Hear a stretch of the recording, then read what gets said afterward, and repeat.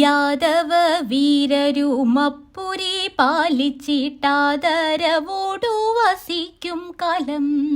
ദേവകനാകുന്ന യാദവൻ തന്നെ ദേവകിയാകുന്ന കന്യകയെ ശ്രീവസുദേവർക്കു നൽകിനാൻ അൻപുടു ശ്രീപതി തന്നെ അമ്മയാവാൻ.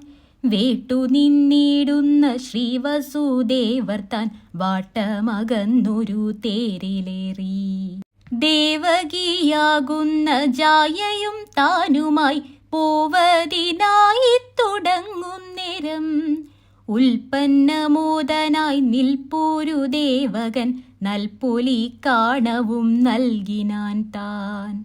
സോദരി തന്നെ ദോഷത്തെ ചെയ്വന യാദരവോടു മുതിർന്നു കംസൻ.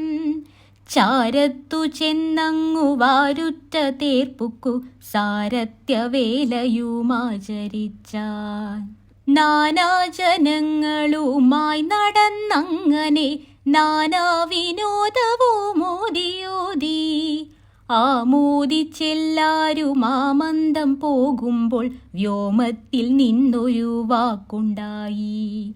ദേവകി തന്നെ അഷ്ടമഗർഭത്തിൽ മേവി നിന്നുണ്ടായ ബാലകൻ താൻ.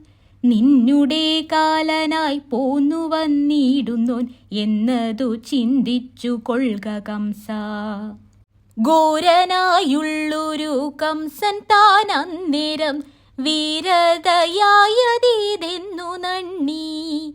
പാവകഭാവത്തെ കേവലം പൂണ്ടുടൻ ദേവകി തൻ കൊല ചെയ്വതിനായി തൽക്കജം തന്നെ പിടിച്ചു വളർന്നൊരു ഖഡ്ഗവും വാങ്ങിയങ്ങോങ്ങി നിന്നാൻ. കണ്ടു നിന്നിടുന്ന മാലോകരെല്ലാരും മിണ്ടലം പൂണ്ടു ചമഞ്ഞരപ്പോൾ. കണ്ണടച്ചിടിനാർ കണ്ണുനീർ തൂകിനാർ തിണ്ണമങ്ങൂടിനാർ ഖിന്നരായി. കൈതിരുമ്മിടിനാർ കൺചുവത്തിടിനാർ കയ്യലച്ചിടിനാർ മെയ്യിലെങ്ങും.